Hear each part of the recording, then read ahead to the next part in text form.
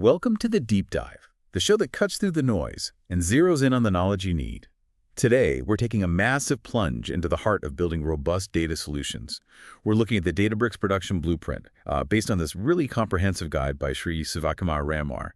Our mission for this deep dive: it's simple. Extract the absolute most critical objects, configurations, and best practices. Think of it as your shortcut to elevating your data pipelines from maybe a promising prototype to something genuinely enterprise ready. That's right. Yeah, if you're building out a lakehouse solution, this deep dive is going to be your essential guide. We're not just, listing components. We're dissecting each one across 5 crucial dimensions: where it's registered, how it's applied, why it's non-negotiable, Okay. what inevitably breaks if you skip it, and even the typical error symptoms you'll likely encounter. It's really designed to be a comprehensive failure prevention playbook for, resilient, governed, scalable, and auditable data systems. Okay, so let's start at the very beginning then. The bedrock, really, of any Databricks solution. Core object registration. These are the fundamentals, right? Where if even one piece is missing, it can trigger cascading failures across the whole system, especially for streaming or that medallion architecture. Exactly. Which, just quickly, for anyone maybe less familiar, that's the bronze, silver, gold layers pattern, right? Logically organizing the data. Precisely. Bronze for raw, silver for clean, gold for business ready. And the very first link in that chain, particularly if you're doing real-time stuff, is the Kafka or Event Hub connection. Okay. The input. Yeah, this is what actually lets that real-time data flow into your bronze layer. It's like the main artery for your streaming data. If this connection isn't properly configured, or maybe just missing entirely, well, your stream just won't start. It just sits there. Yep. Pipeline's inactive, and you'll pretty quickly see a very clear analysis exception. Unable to connect to Kafka server, it's a hard stop right at the gate.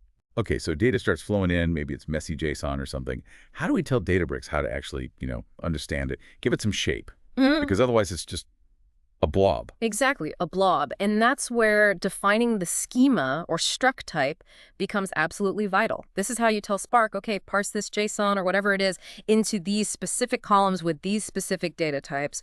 Without that explicit definition, you'll open your tables and find, all your fields are null. Nothing, just nulls. Just nulls. And any logic downstream, doesn't matter how perfect it is, it's going to break because it's expecting structured data, not nothing. You'll be staring at null pointer exception errors or seeing these weird malformed rows, empty columns, and wondering, where did my data go? Right. Okay, so we have the connection, we have the schema. Now the layers themselves, bronze, silver, and gold tables. Why is setting up each of these distinct layers so fundamental? It's not just about organization, is it? No, not at all.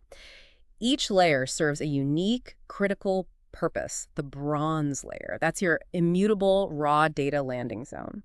It's essential because it stores the original unprocessed source record. Think audit trails, compliance, reprocessing. Disaster recovery. Exactly, disaster recovery. I've seen teams try to skip this. We'll just process it once, it'll be fine. But then inevitably an upstream system changes its format, or you find a data quality bug 2 weeks later, and suddenly you realize you have no source record to reprocess from. Ouch. Yeah, ouch is right. That's when you hit that painful analysis exception. Table not found or no delta history error. And trust me, you'll wish you had that raw layer. Okay, so bronze is our safety net, our historical record. What about silver? Silver tables are where the real transformation starts. You cleanse, you refine, you structure that raw bronze data. This is where you do your data quality checks, deduplicate records, maybe standardized formats, basically preparing it for actual analysis. If you skip this or, do a poor job, you end up querying raw, messy data directly. Which leads to failed joins because keys don't match or data types are all over the place. You'll see errors like org.apache.stark.sql.analysis exception, column not found because, your transformations didn't structure things as expected. And the final destination, gold tables. Gold tables. These are your highly aggregated, business-ready data sets, directly feeding dashboards, reports, ML models. They're optimized for performance, ease of use. If these are missing or the layers before them are broken, you have no final business metrics. Dashboards are blank. And users are not happy. Users are definitely not happy. They'll see, quite literally, analysis exception. Table gold summary does not exist. Okay, beyond the tables themselves, there's something you mentioned, especially for streaming. The checkpoint location. Sounds small, but you called it a silent hero. Why? It is a silent hero. The checkpoint location is a small detail, but incredibly mighty for streaming. It's where Spark streaming saves its state, the processed offsets, any aggregation states, that kind of metadata. This lets your streaming pipeline restart seamlessly after a failure, picking up exactly where it left off. No data loss, no reprocessing huge chunks. And if you forget it? Oh, if you forget it or misconfigure it. Any failure means reprocessing can cause nasty duplicates. Or worse, it might force the stream to start all the way back from offset 0. You'll get a streaming query exception, no checkpoint location found, and a massive headache trying to fix the data consistency issues. Right. Okay, wrapping up these foundational bits, how do we make sure all these tables we've just set up aren't just there, but they're also, secure and discoverable across the whole organization? That's where Unity Catalog Table or schema registration comes in. Unity Catalog is Databricks' unified governance layer. It's essential. It's where your tables get centrally cataloged, secured with fine-grained access controls, and made discoverable. If your tables aren't registered here, they're basically invisible to the central governance system. They might live in, the old Hive metastore or somewhere unmanaged. Isolated. Totally isolated. And users trying to find or use them will immediately hit permission denied. Cannot access schema or invalid catalog. Leads to a really fragmented, confusing data landscape. Okay, so we've got the engine running now, covered the absolute must-haves to get a pipeline flowing. But, just running isn't enough for an enterprise environment. Right? It needs to thrive. It needs to be secure, observable, scalable, governed. So how do we elevate that? Go beyond the basics. What are these architects' essential additions? What's first? A really prime one, often overlooked initially, is expectations. Basically, robust data quality checks baked right in. Using things like .expector drop, or maybe .expector fail, in Delta Live tables lets you define rules, catch data drift, nulls, bad formats right at ingest. So stop bad data getting in. Exactly. It's a game changer. If you skip these, bad records just pass silently. Dirty data flows into silver, into gold, leads to unreliable analytics down the line. You'll eventually see a streaming query exception, failing expectation, when the pipeline does halt on bad data, but you want that check happening early.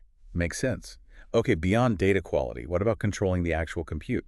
The power behind it all, ensuring consistency, managing those potentially huge costs. Yeah, costs can get out of hand fast. This is where cluster policies and job compute templates are incredibly powerful. Think of cluster policies like guardrails. They stop engineers accidentally deploying, a massive, expensive cluster for a tiny job. They enforce cost controls, set auto-scaling rules, ensure runtime consistency across teams and environments without them. It's not just uncontrolled costs, though, that's bad enough. It's often this silent killer of your cloud budget that finance only spots months later. That's the real insidious part. What are the symptoms? Well, you might see job failed due to insufficient permissions if a user tries to create a cluster that violates policy, or just frustratingly inconsistent job failures because teams are using wildly different compute setups. Okay, crucial topic. Security. Every production system needs it.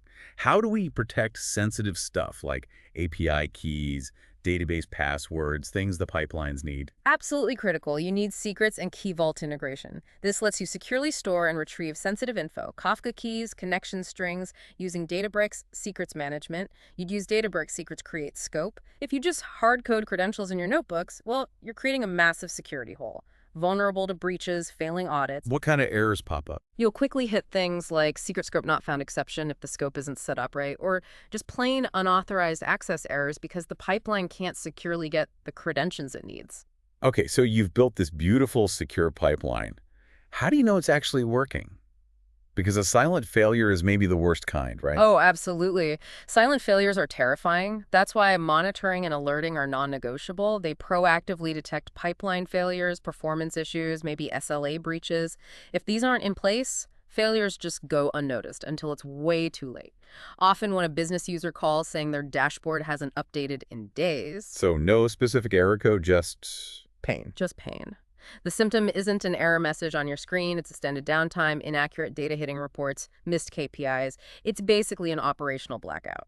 Okay, that leads us nicely into the governance layer, securing your lakehouse. This is all about making sure pipelines are secure by design, auditable by default, compliant without needing, painful retrofits later. What's foundational here? A huge piece, again, circles back to Unity Catalog schema. This is where you organize your tables within Unity Catalog. You get centralized governance, robust ACLs, access control lists for permissions, and that automatic data lineage tracking we talked about. If your tables are just floating around, maybe in an old Hive metastore, you lose all that crucial RBAC, role-based access control and central oversight. And the symptom might be? You might see permission denied, cannot create table and schema. It's a signal that your intended governance structure isn't being respected because the table isn't registered correctly. And can we get even more granular? Especially with sensitive data, like PII. Definitely. That's where table and column level permissions are essential. This allows for really fine-grained control right down to specific columns, absolutely vital for handling PII, personally identifiable information. Without this, you risk unauthorized users seeing sensitive data, big compliance problem, or conversely, users not being able to query data they should have access to. The error you'll typically see here is a straightforward permission denied exception.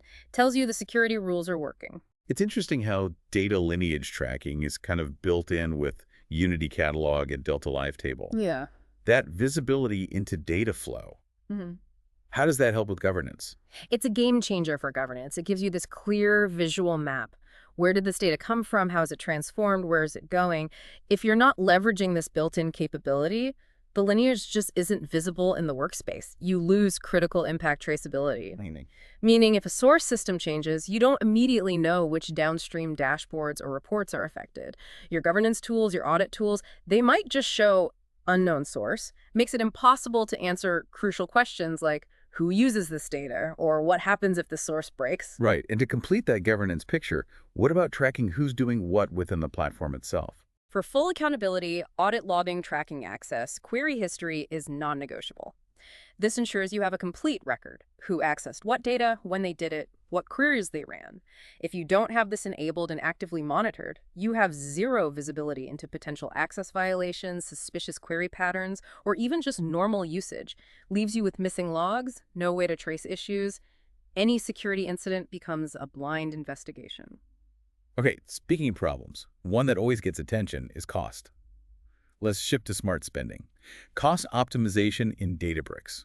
This is about using compute governance, profiling workloads, smart scheduling, all to control costs without killing performance. First line of defense against those runaway bills. First, and maybe most impactful, is cluster policies again. We touched on them, but they're huge for costs. They enforce the rules, what instance types are allowed, how autoscaling works when clusters terminate.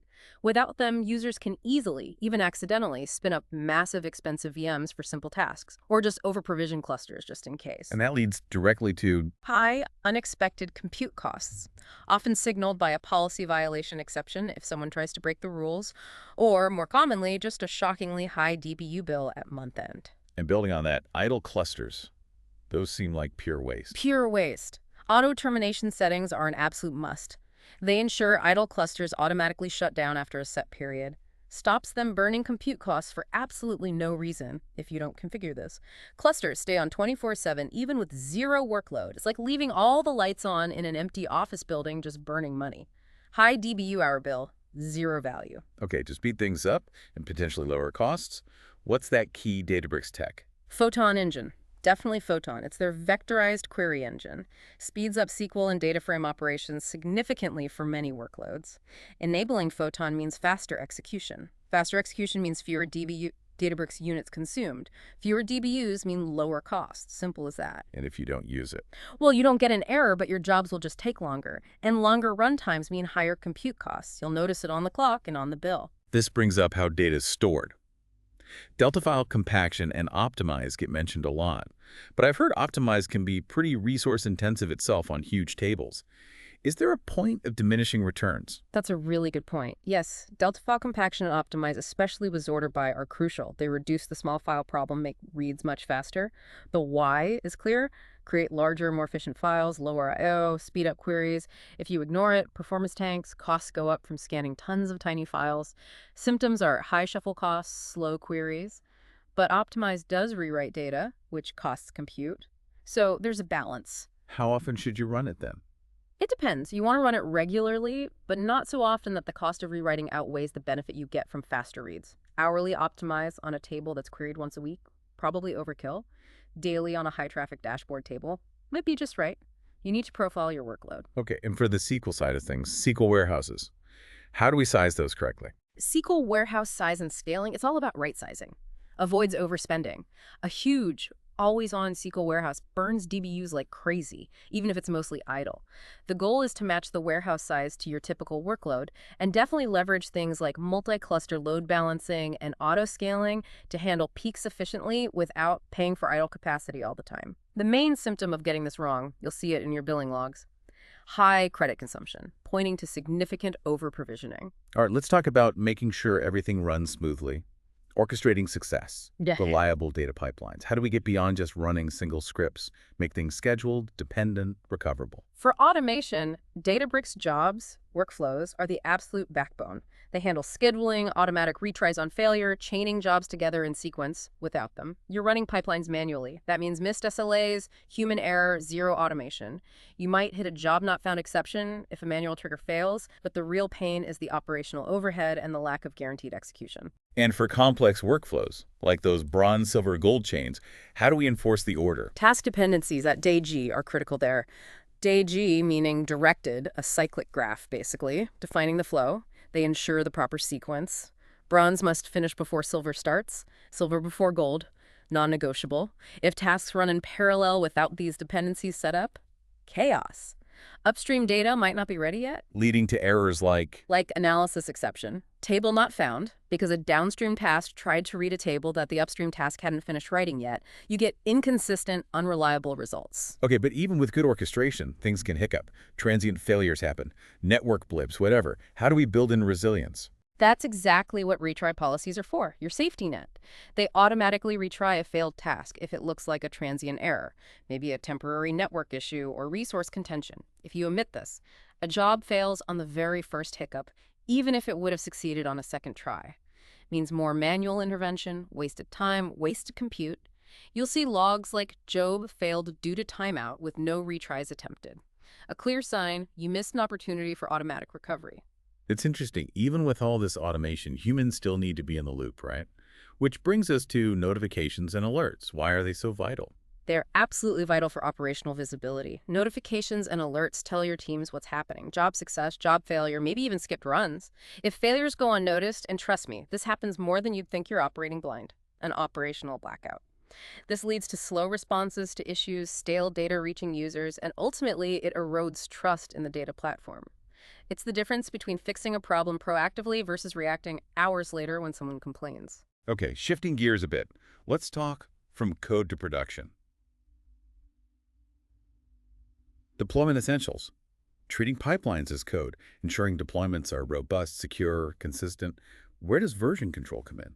This is where things get really interesting for actually developing and deploying reliably. Databricks repos. It's your built-in Git integration. Connects to GitHub, GitLab, Azure DevOps, whatever you use. Enables proper source control, makes CICD possible, gives you that crucial ability to roll back changes.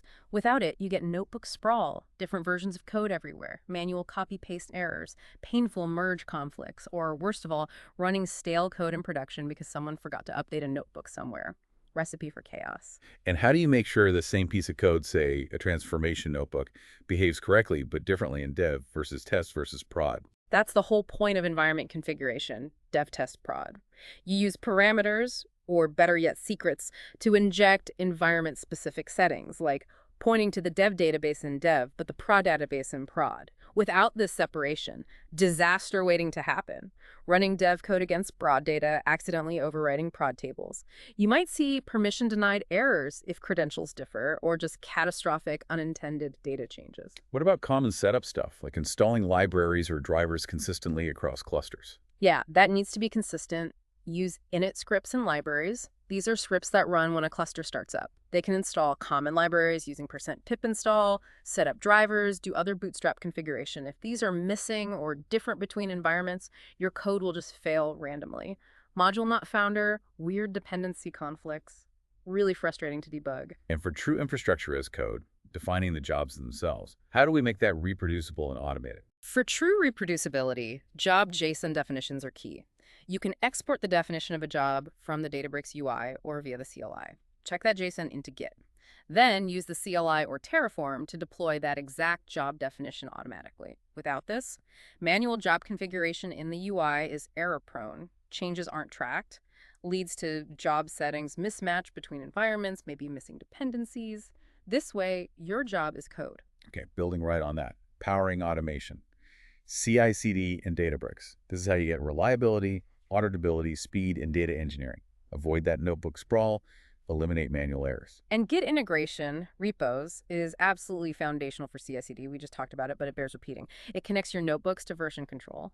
If code drifts because you don't have solid Git integration, you'll see weird states like detached head, notebooks get out of sync, outdated code ends up running.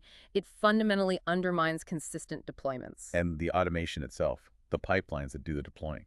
That's where your CI/CD pipelines come in. GitHub Actions, Azure Pipelines, Jenkins, whatever tool you use.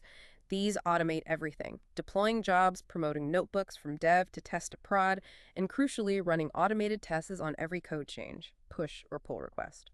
Without these pipelines, you're back to manual promotion, high risk of missing dependencies, pushing untested code, silent failures that only show up later. The symptom is often a CI pipeline that looks green but actually pushed a broken job. For managing the Databricks environment itself as code, what's the standard? Terraform. For infrastructure as code in Databricks, Terraform is pretty much the standard.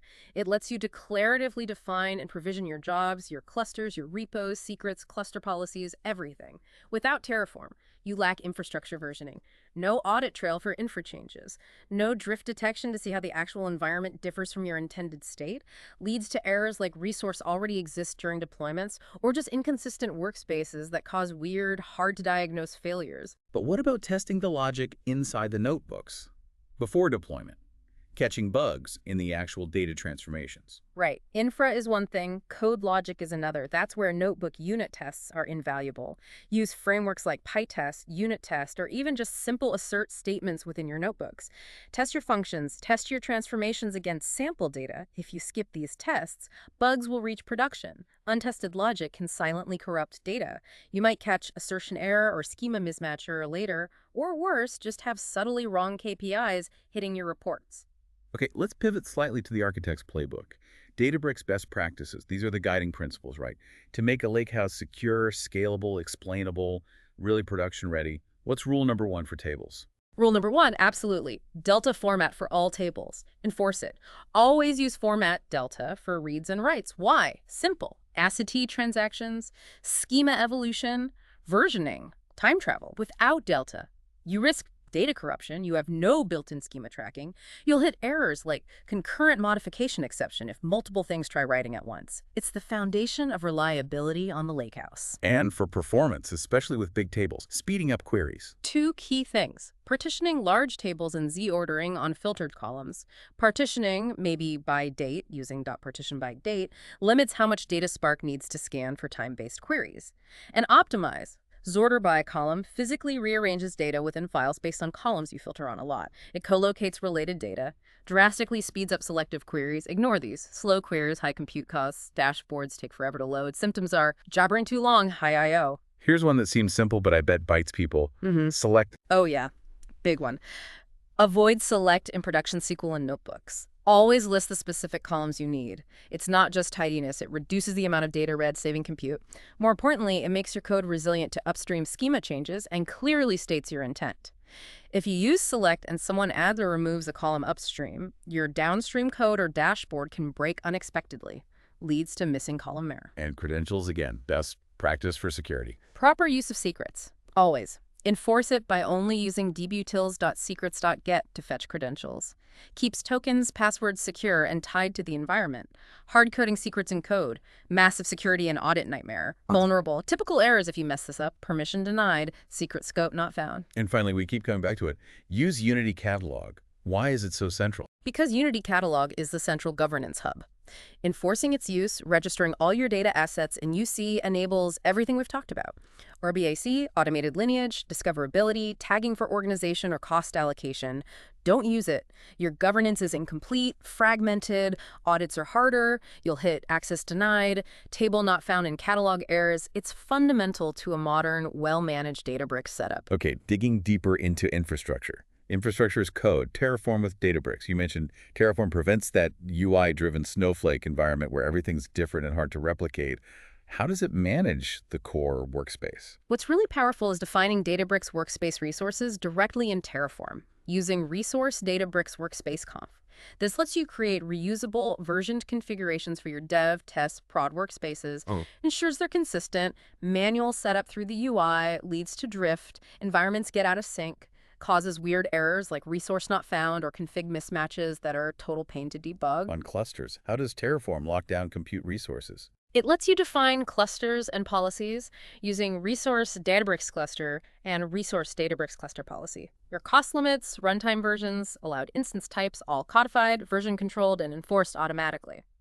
Benefit: stops users creating those rogue, oversized clusters. Without it, you see invalid cluster configuration errors or just inconsistent job failures because the compute environment isn't managed. And the pipelines themselves, the jobs. Jobs workflows, too. Defined with Resource Databricks job, automates the deployment of your scheduled pipelines, ensures production jobs match your definition in code. Without this, manual job creation in the UI leads to drift, confusion about which version is running. You get job config mismatch errors or jobs failing because dependencies defined in code weren't set up correctly in the UI. And Unity catalog assets.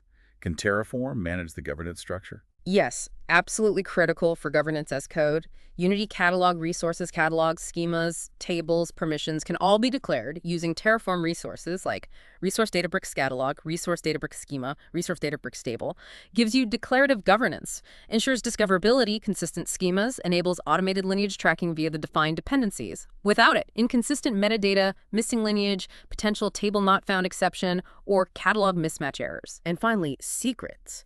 How does Terraform handle those securely? For top-tier security, secrets management via Terraform using Resource Databricks Secret and Resource Databricks Secret Scope. This ensures your tokens, keys, passwords are encrypted, managed per environment, and never checked into source control in plaintext. The alternative secrets in plaintext config or code is a massive security risk. Leads to secret scope not found errors if not managed properly, or worse, breaches. Okay, let's talk about the last mile. Advanced architect level additions. Bridging that maturity gap, going beyond just running to running at true enterprise scale. Resilience, governance, explainability. Yeah, this is about really hardening things. Schema versioning and drift detection become essential. You need mechanisms to catch breaking changes in source data schemas early. Preserve backward compatibility for things consuming your data. Without this, pipelines break silently when data structures change upstream. You only find out when dashboards fail or you hit analysis exception, column not found, or schema mismatch alerts days later. For big organizations, tracking costs across teams. Financial accountability. Super important. Chargeback and tag-based cost attribution. This means diligently adding tags environment, team, project, owner to everything. Clusters, jobs, even Unity catalog tables. This lets you slice and dice your Databricks bill, see exactly which team or pipeline is consuming what resources, justifies budgets, finds cost leaks. Without it, finance has no idea who's spending what, cost optimization becomes guesswork. Billing reports lack traceability. And testing again. How do you test pipeline logic robustly without messing with real production data? You need test datasets and mocking for unit tests. This means creating representative, small, anonymized if necessary, test datasets. Maybe define test schemas. Use local Spark data frames for simulations. Lets you validate your transformation logic against known inputs and expected outputs without touching prod. Skip this. Untested edge cases will break things in production. You'll get assertion error in tests, if you have them, or worse, subtly wrong KPIs or aggregations hitting critical reports. Finally, making pipelines truly robust, recoverable. How do you isolate failures? Job failure, isolation, and restartability. Absolutely key for resilience. Use patterns like forge batch in structured streaming. Use Delta Live tables, built-in task dependencies, and retries. Design your jobs in smaller, independent tasks.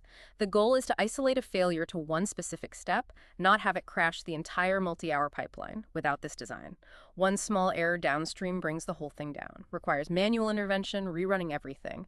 It's about designing for failure, expecting it to happen occasionally. Okay, we've gone deep on Databricks. But there's another big player, especially in the transformation space. Let's touch briefly on the DBT landscape, production-ready analytics. Right, DBT data build tool. It's really taken off as a transformation framework. It focuses heavily on analytics engineering best practices. Registering assets in DBT, its models, sources, seeds, snapshots, leads to really modular, testable, well-documented analytics code. Models are your core SQL transformations. Sources declare your raw inputs. Seeds handle static reference data. Snapshots track changes in dimension tables over time. And it goes beyond just transformations, right? Yep. Testing, docs. Oh yeah. DBT includes powerful tests for data quality checks, referential integrity. Built-in docs descriptions generate documentation right from your code. Exposures link your DBT models to downstream consumers like BI tools. There's a native metrics layer for defining KPIs consistently, plus macros for reusable code snippets, model tags for organization, strong CICD integration, clear environment separation, scheduled jobs, smart state comparison defer logic for efficient runs, and good data catalog integration. It's a whole ecosystem for the analytics layer. So let's put it all together then. Databricks versus DBT, a powerful integration. It's not really one or the other, is it? It's about how they complement each other in a modern lakehouse. Exactly. They're partners. For data storage and compute, Databricks is king. Delta Lake, Spark, Photon Engine, that's Databricks. DBT then runs on top of that. It transforms data within the Delta tables that Databricks manages. And the transformation layer itself. Databricks has notebooks, workflows, Delta Live Tables, DLT, great for Python, Scala, complex ETL streaming. DBT uses SQL plus Jinja templating. It excels at modular SQL-based transformations, building that structured analytics layer. Typically, DBT runs its SQL inside Databricks Compute. What else streaming? Big difference there. Yeah, that's a key distinction. Databricks has native structured streaming, DLT, for real-time. DBT is primarily batch-oriented, so a common pattern is Databricks lands streaming data into bronze silver using DLT or streaming. Then DBT takes over for the batch transformations into the gold layer analytics models. They work together. Orchestration, how do they play together? Databricks has its jobs, API, and workflows. DBT has BBT Cloud Jobs or DBT Core, often run via Airflow, etc.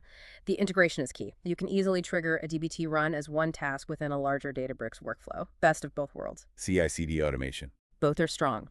Databricks integrates with Terraform, has its CLI. DBT has excellent built-in CICD features. Best practice. Use a single, unified Git pipeline, GitHub Actions, Azure pipelines, to deploy both your Databricks infrastructure, Terraform, and your DBT project changes together.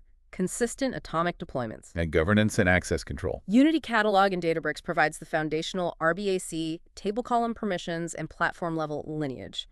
DBT adds value with its documentation, tags, and semantic context within the transformation layer. Combine them. Use UC for the core security and lineage. Use DBT docs for the business context and transformation logic, documentation, full picture. Data quality. DLT versus DBT tests. Use both. DLT expectations are great for catching bad data at ingest, in real time or near real time as it lands in bronze silver. DBT tests are perfect for validating the outputs of your transformations, checking business logic, ensuring integrity in the final gold layer models, upstream checks, and downstream validation. What about the semantic layer? Defining metrics. Well, Databricks is building out its capabilities here. DBT has a mature native metrics layer. This lets you define your KPIs revenue, active users, whatever, centrally in DBT code. Ensures everyone calculates them the same way. Databricks and BI tools can then query these consistent metrics directly from the DBT models. Single source of truth for metrics. And infrastructure as code. Both support Terraform really well. Use a unified Terraform project. Manage your Databricks workspaces, clusters, jobs, and your DBT cloud project settings or job schedules all in one place. Fully version-controlled infrastructure. Finally, user experience. Who uses what when? It caters to different strengths. Databricks notebooks shine for exploration, ad hoc analysis, data science, ML model development, complex Python Scala work. DBT, with its CLI and IDE focus, is built for analytics engineers doing structured SQL-based transformations, building robust, tested data models. You use DBT for the core ELT pipeline, silver gold layers. You use Databricks notebooks for the exploration ML or specialized processing on top of that well-structured data. Wow.